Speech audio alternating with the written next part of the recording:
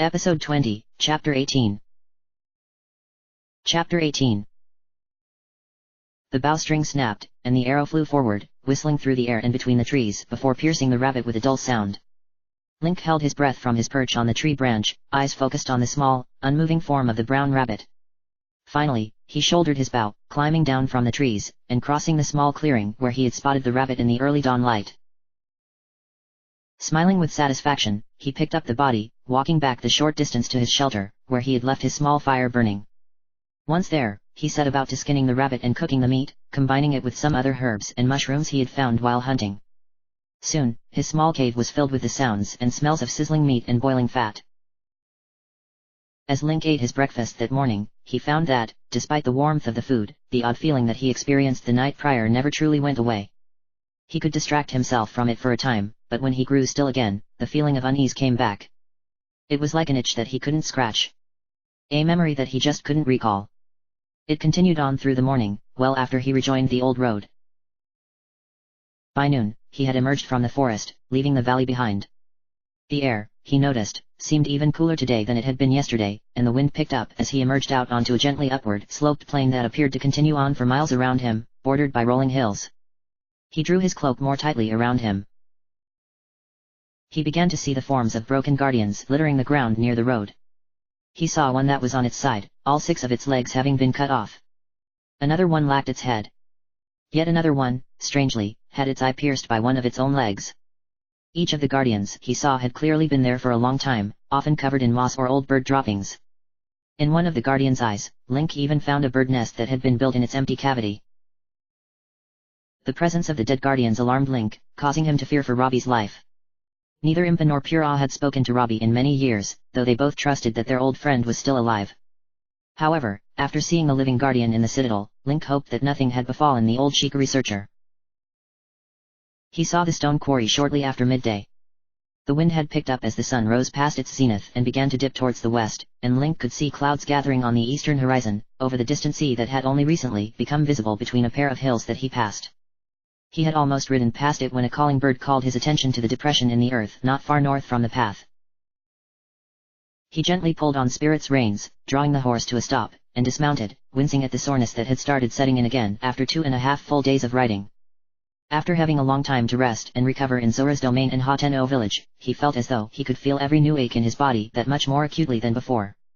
He patted the horse's neck before taking an apple from his satchel, holding it out to Spirit, who took it eagerly. After a moment of hesitation, Link grabbed his scabbard, slinging it over his shoulder before making his way over to the depression. Curiously, he peered down into the pit. It had tiered levels that made it difficult from his current vantage to make out the bottom. He found a place where the land sloped steeply, rather than dropped off, and made his way down onto the next tier down. From here, he could see inside the enormous round pit that had clearly been cut out of the earth and rock by design. Piles of cut stones littered the ground below, and the walls showed clear signs of expansion, with sections that had been broken away. He could even see some rusted tools remaining, pickaxes and hammers. No people, though. It was a stone quarry. 100 years prior, perhaps, this place had been used to gather stone for construction. Perhaps for the citadel. Perhaps for Hyrule Castle. Perhaps for any number of other locations or building projects around the land. But it, like so many other places, remained untouched now, after the destruction that had visited this land. Below, in the quarry, Link could see a fox cautiously poking its nose out of a small hole that it had found in the rock. Perhaps it had heard Link's approach and was looking for the source of the sounds. As Link looked around the quarry, the feeling of unease that had been plaguing him since the night prior returned in force. He felt almost sick to his stomach and grimaced, placing a hand to it. Why? Why did this place make him feel so disturbed? He reached out and touched the rock wall that surrounded the tier he was on. It was cool and solid under his fingertips. He considered staying here to investigate it further. Perhaps he could discover what haunted him about this unusual place. But the dread that only grew in his heart would not be ignored. Ultimately, he chose to clamber back up to the ground above the quarry and remount Spirit. Perhaps another time, he reasoned. For now, he needed to get to his destination preferably before night fell.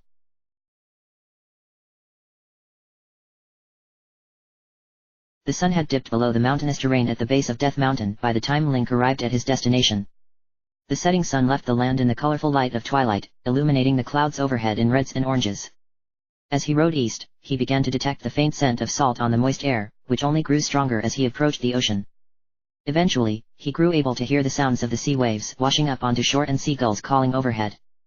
As he crested one hill, he found himself looking down into a large plain that ended with a sandy beach.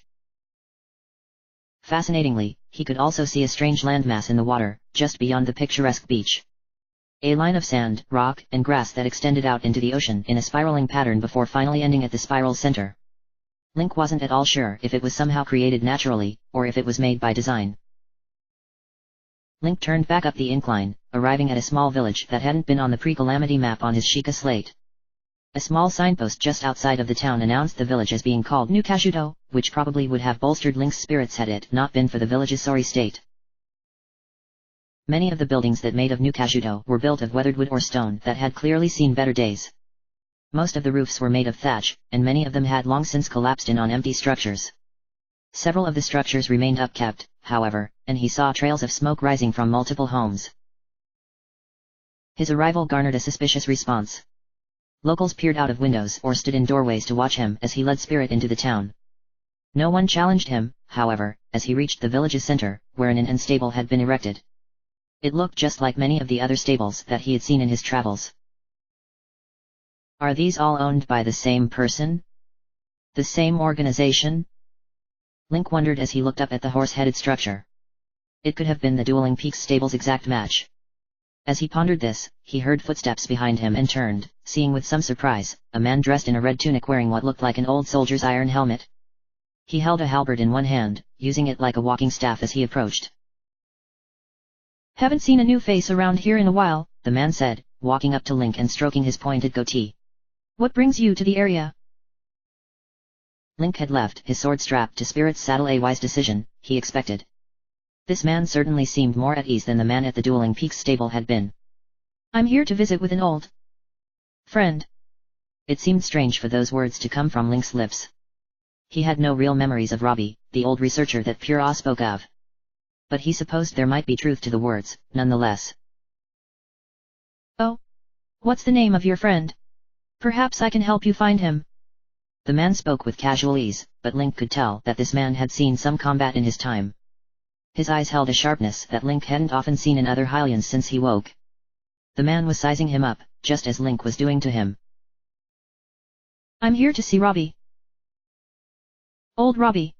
The man looked surprised at Link's pronouncement, and a look of alarm passed over his face a moment later.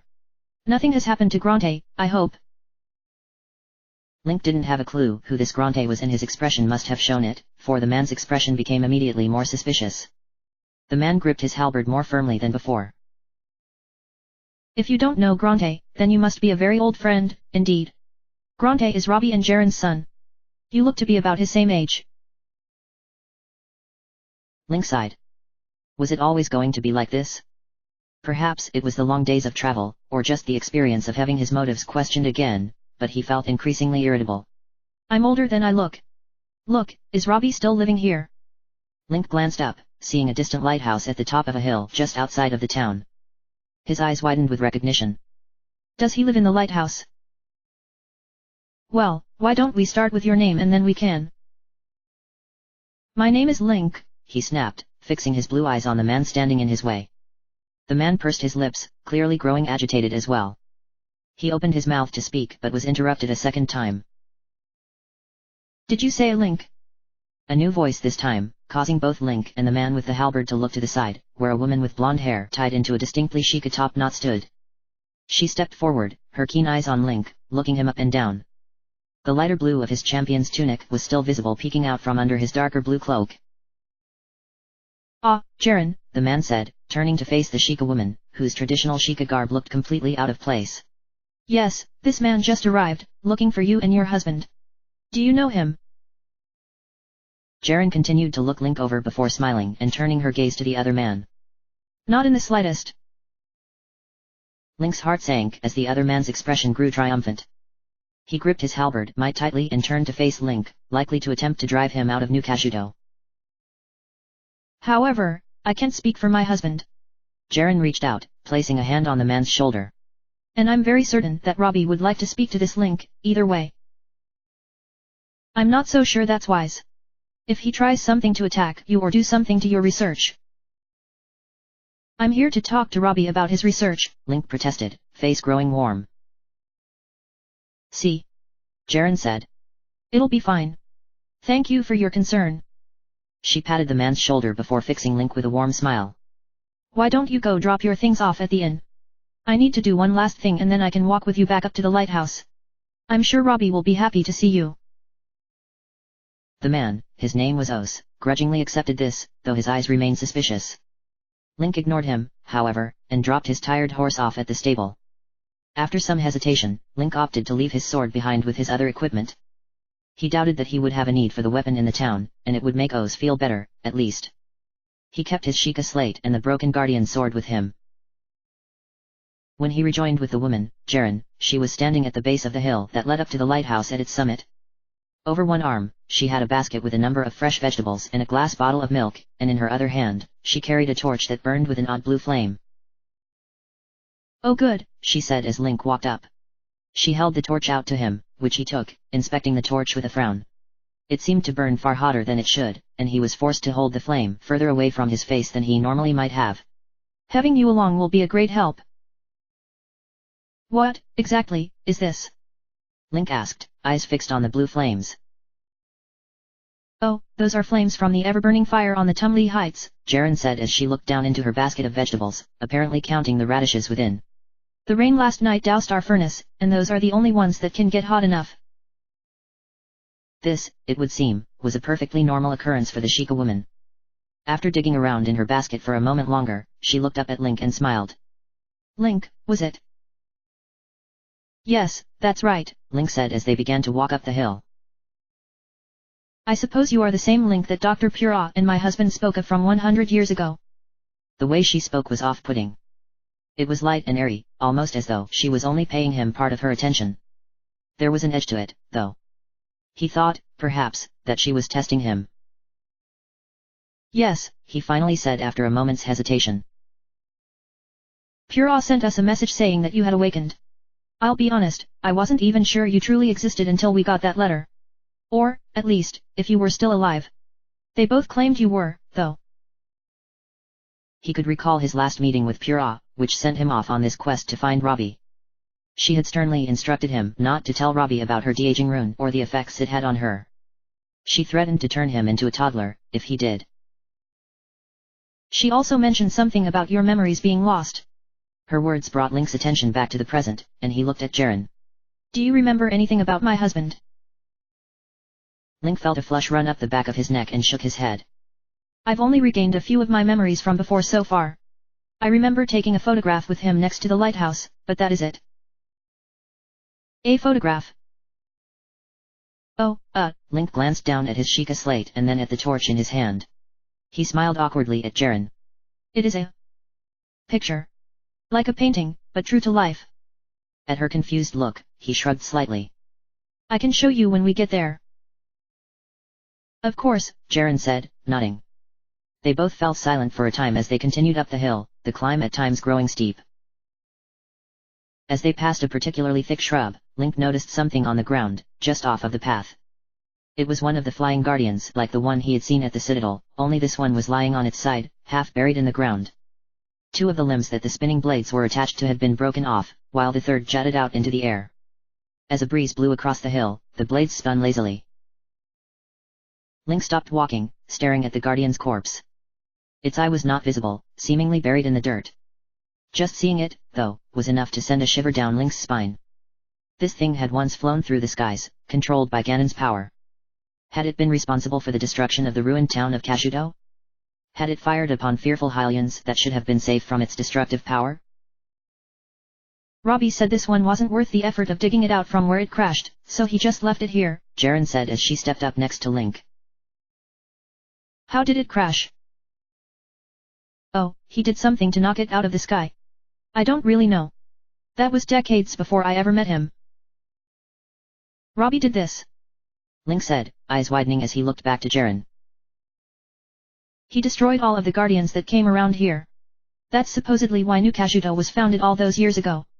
Robbie was the only person around that knew how to fight the Guardians, and he was able to beat any of them that wandered too close. This information surprised Link and gave him hope. If Robbie was able to somehow defeat or dismantle these Guardians, then maybe he could teach Link how to do so as well. He did not know how many Guardians remained functional after the last 100 years. It could be that the one flying around the citadel was the only one left, but he doubted it. They continued their walk up the hill until, finally, they reached its peak, and the old lighthouse.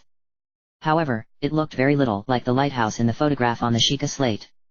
The top of the lighthouse appeared to have long since been removed, leaving the structure looking squatter than before. Several small wooden buildings that were little more than sheds had been added to its roof. There was also a massive telescope, just like the one atop Pura's laboratory, and another piece of construction that Link did not recognize, composed of a metal arm and a rope extending down to a three-clawed hand that held a guardian's head suspended above the ground. A crane, as Jaren called it. True to her word from earlier, the building at the top of the hill was surrounded by guardians. Or, at least, guardian corpses. The great metal beasts lay in heaps and piles all around the old lighthouse. Some of them were whole, while others had been broken into pieces. He saw the six-legged variants, the flying ones, as well as several of the smaller guardian scouts that he had encountered in that first Sheikah shrine. There must have been dozens of them, all lying broken and defeated. Jaren pointed Link to a strange round construction with a hole in its center and asked him to place the torch in it. It looked almost like a blacksmith's furnace, and Link recognized it as being similar to the furnace outside of Pura's laboratory. When Link placed the torch inside of it, the wood inside caught fire quickly, burning with the same blue fire that the torch had. The furnace suddenly began to glow with blue light from a series of Sheikah designs all over its surface, and Link stepped back, gasping in awe. The door to the old lighthouse was suddenly thrown open with a crash, and out stepped a short man, slightly stooped, with a shock of white hair that extended out from behind his head in every direction. His eyes were hidden behind a pair of thick goggles.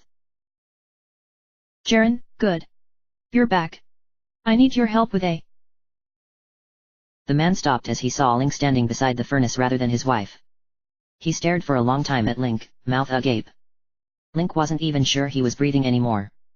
Jaren stepped slowly around Link, standing just a little bit behind him for some reason. Finally, the man whom Link was certain to be Robbie spoke. Take off your clothes. The silence that followed was only broken by the merry sounds of the fire crackling from inside the furnace. What? Robbie began snapping his fingers. At least take off your shirt. What? Take it off. I need to see your scars to know for sure that it's you. Link stared at the diminutive man in front of him, bewildered. This was Robbie? Had he gone insane in his old age? He had to be at least 120 by this point. Likely even older if he was as renowned or researched as Pura indicated. Robbie's voice changed slightly, containing the hint of a pleading tone. I just need to know for sure. Link stared at the man, who still hadn't removed his goggles. Grimacing slightly, he unclasped the cloak and allowed it to fall to the ground. His tunic and undershirt followed, exposing the skin of his chest and back to the cool evening air. Slowly, Robbie lifted his goggles, revealing red Sheikah eyes. His eyes traveled over Link's bare chest, illuminated more by the glowing furnace than anything. Unfamiliar scars covered Link's chest and back. Places where he had been cut, stabbed, or burned in a previous life. A particularly bad one marked his back, a massive spot of burned flesh in the rough shape of a many-pointed star. Robbie motioned for Link to turn around so he could continue to see, and Link did so. To his surprise, Jaren stood only a few feet behind him. The basket had been placed on the ground, and now she held a short knife in her hand, looking quite ready to use it. Link could now see a small sheath hidden among the vegetables in the basket. He met her eyes, startled by the dangerous look there, but she didn't move or seem abashed in any way. Behind him, Robbie spoke again. You can turn around. Jaren, it's okay. Jaren immediately relaxed, her expression brightening with a warm, almost motherly smile. It was a disturbing shift in emotions. He didn't dwell on this, however, turning to meet Robbie's eyes again. 100 years ago, I personally laid you down in the Shrine of Resurrection. I know every cut, burn, and scar that you sustained in the battle against the Guardians. Robbie's voice shook slightly, and Link could see the shine of tears at the corners of his eyes. I wasn't sure if I would ever see you again. I don't even know if your body had any life remaining in it in those last moments. Robbie sniffled and suddenly rushed forward, surprisingly spry for a man so old. He wrapped his arms around Link, hugging him tightly. It's good to see you again, Link.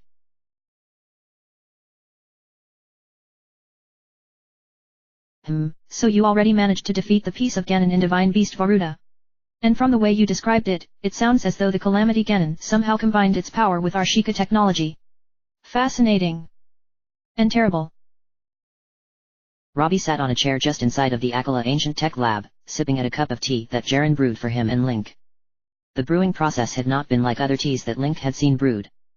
Instead, Jaren had merely poured water into a small basin and pulled a lever. A few moments later, following a startling series of hisses and whirs, warm, amber tea poured out of a spigot into a kettle that she had placed underneath it. The strange tea-making contraption was not the only piece of unfamiliar technology that Link found in the laboratory, however. Pieces of guardians were placed everywhere: heads, legs, chunks of their bodies, even several of their blue eyes. He could also see what looked like pieces of armor that had been made from the same material as the guardians, though they were clearly not complete yet.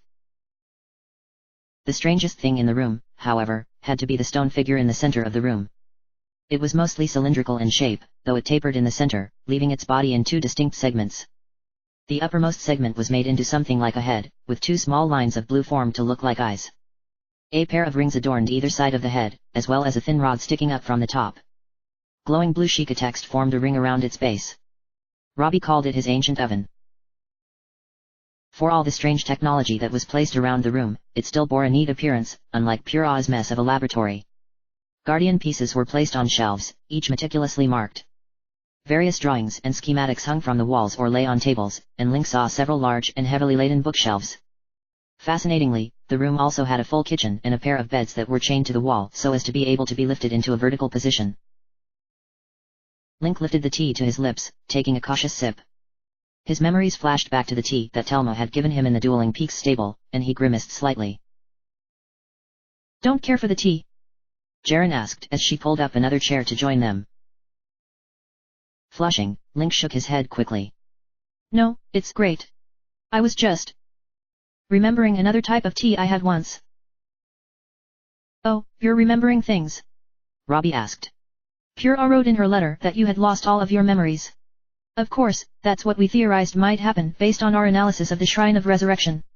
We had no way of proving that theory, of course, until you. No, that's not what I. Well, yes, I have begun to remember some things. Only specific memories so far, though, and only a few. They have been coming more regularly lately. Well, you certainly found your way here without any difficulty. Do you remember visiting here with Princess Zelda all of those years ago?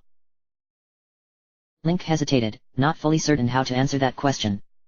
Finally, he removed the Sheikah slate from his hip, which garnered a gasp of recognition from Robbie. He navigated to the map screen and turned it so that Robbie could see. Pura gave me your location with this. Ah, yes. A very useful tool for navigation, indeed. It wouldn't have been difficult at all to make your way here with that.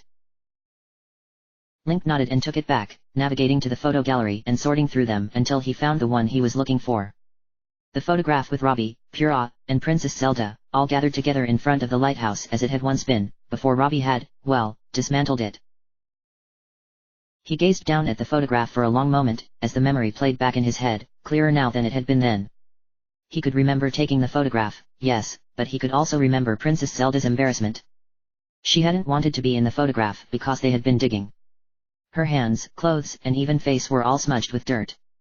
Her hair braids had loosened around the crown of her head, leaving them hanging down just slightly over her forehead. Her eyes, they hadn't changed, though. They shone with the excitement of a scholar in her element. Link, Robbie said. Link blinked rapidly and looked up at him, confused. How long had he been staring at the photograph? At Princess Zelda? Link cleared his throat and smiled, turning the Sheikah slate around and handing it to Robbie. He took it, eyes widening as he looked down at himself. Jaren leaned over, placing a hand on his shoulder.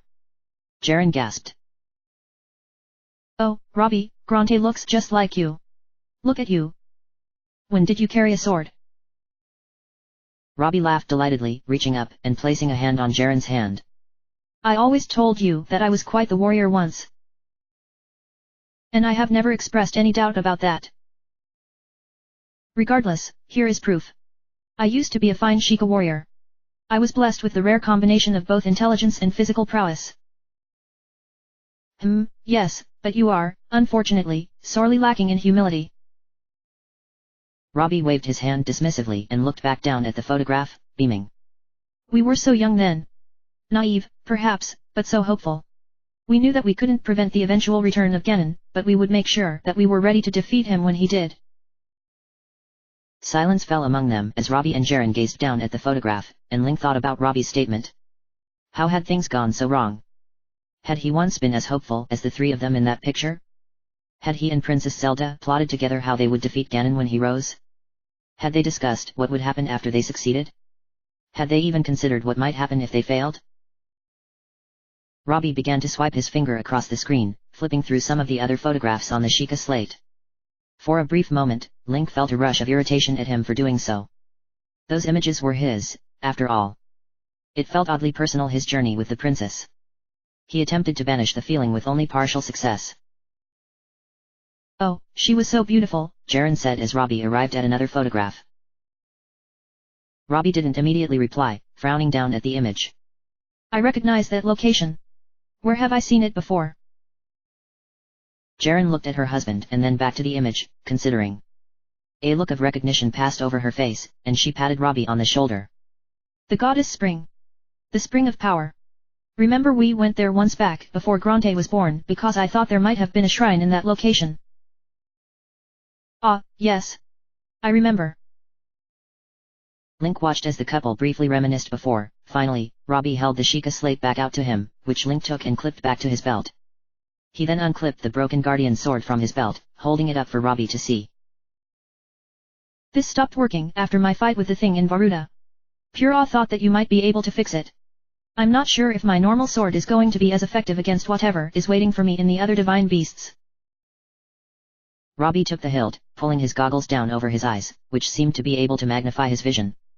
He inspected it, turning the hilt over in his hands before looking back at Link, his red eyes appearing large and distorted through the goggles' lenses. This is a Guardian Scout's sword. Where did you manage to find this? I fought one inside a Sheikah shrine in Hateno village. Jaren gasped sharply, jumping to her feet. She moved closer to Link, eyes wide with excitement. You've been in a shrine? Truly? You must tell me what it was like. Why didn't you mention this before? Robbie, for his part, seemed almost as excited as Jaren, standing to his feet as well. And you fought a Guardian Scout? This could prove my hypothesis. Quickly, what color was it? Did the lights on its body glow red or orange? Link, startled, looked back and forth between Jaren and Robbie, the intensity of their inquiries making it difficult for him to focus. I think orange? Maybe? It turned blue when it saw me. Yes. Robbie exclaimed, pumping a fist into the air in triumph. That's it. Jaren, did you hear that? The guardians that are still locked away are outside of Ganon's influence. If I can figure out a way to harness that, then maybe we can find out a way to turn them back. Robbie appeared to have forgotten Link's inquiry entirely, turning and hurrying away to a desk, where he shoved papers aside to pull a blank sheet from a stack. He grabbed a quill from an inkwell and began to scribble notes at a blistering pace. Please, tell me everything you can remember about the shrine. Have you been in others? Jaren pulled her chair closer so that she could sit across from Link, their knees almost touching. Link did as she asked, though he was interrupted multiple times by Robbie, who interjected with questions of his own regarding the guardian that Link had fought. After his last interruption, Jaren pulled the small spoon that she used to stir honey out of her teacup and threw it at Robbie. They spent the next several hours poring over everything that Link remembered from the shrines, the strange puzzles, the reliance on the Sheikah slate, the way everything seemed surreal and too large to be real. Robbie and Jaren both paid rapt attention to Link's descriptions, even going as far as to ask him to try to draw some sketches of what he remembered from the shrines. He did so, but it quickly became apparent that whatever skills he had from before, art was certainly not one of them. Jaren soon took over, sketching to the best of her abilities what Link described. It was exhausting work, and Link felt completely drained by the time they were finished. Surprisingly accurate sketches of the 3 shrines that Link had visited hung from the walls, which Jaren now studied while wearing a pair of spectacles. Robbie had somehow filled out roughly a dozen pages of notes, which included various diagrams of guardians and something that he called the molecular structure of the stone used for ancient Sheikah structures. Link's sword had all but been forgotten until recently, when Link brought the subject back up. Robbie distractedly informed Link that he would craft him a much better sword than that piece of junk when he was finished. When Link finally took his leave of the pair, they were both still deep in their studies, occasionally trading notes or asking for each other's opinion.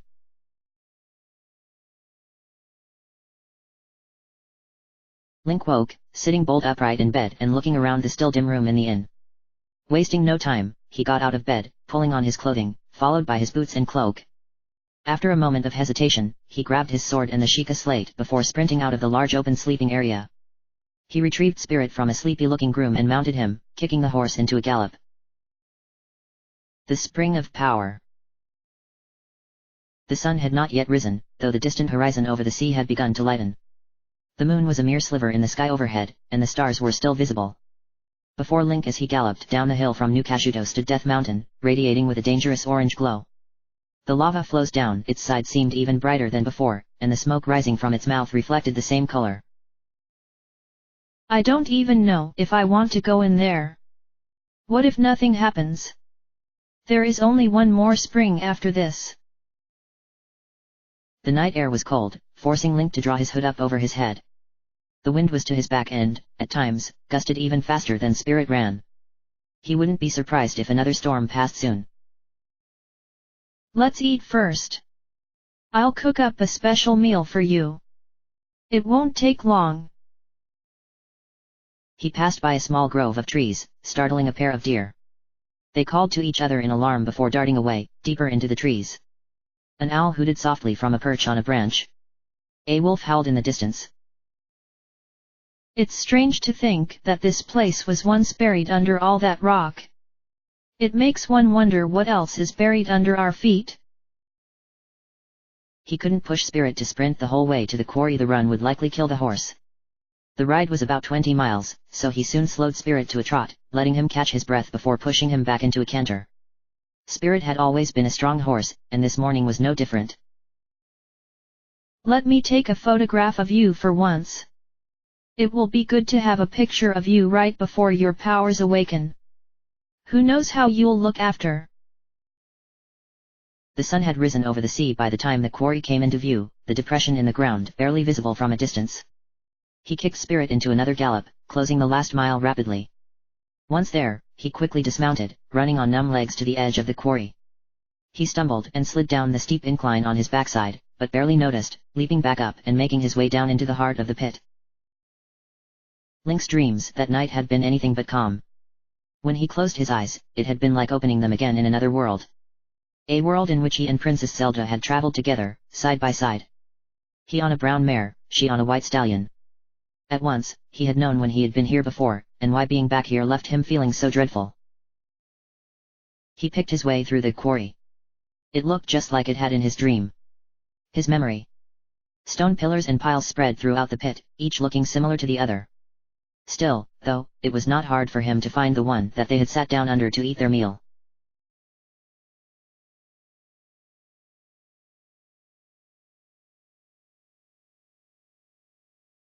Link used a wooden spoon to stir the pot of stew that boiled slowly over the fire. For all his talk of making a special meal for Zelda before she entered the spring, the end result was less than spectacular. How was he supposed to know the sounds that normally came from the quarry had scared away all of the game from this area?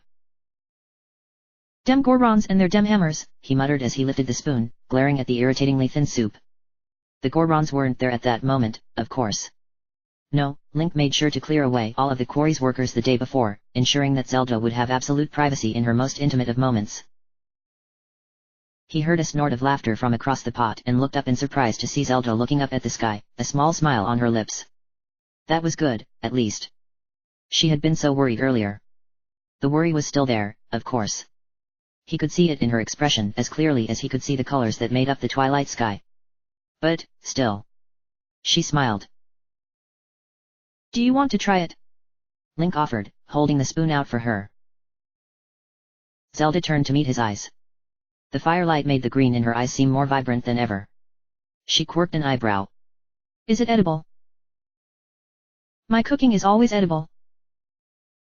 Right, she said, wrinkling her nose. That's what you said last time. You were the one who insisted that we eat a frog.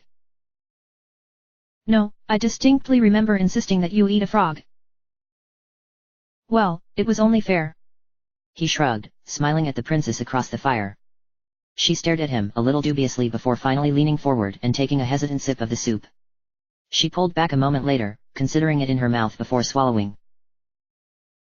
It's not bad, she said, nodding.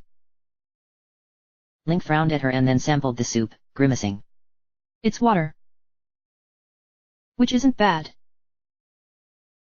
Link scowled at her before turning and rummaging through his pack for any other ingredients he could add. He wouldn't have Zelda's last meal before awakening her powers be so pitiful.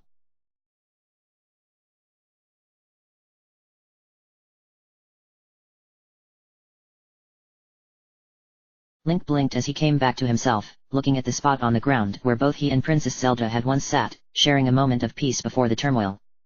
He smiled faintly, touching the stone pillar that had glowed orange from the fire in his memory. She had joined him, sitting down beside him with her back to the warm stone. Together, they had looked across from the bright fire, to the dark entrance belonging to the spring. The spring of power. Slowly, Link turned to look towards the entrance. It was brighter now than in his memory, lit by the morning sun and mostly hidden by hanging ivy. But in his mind's eye, he could see the shadowy entrance. It had been so intimidating then. It still intimidated him now. He took a step forward to enter the spring. End of chapter.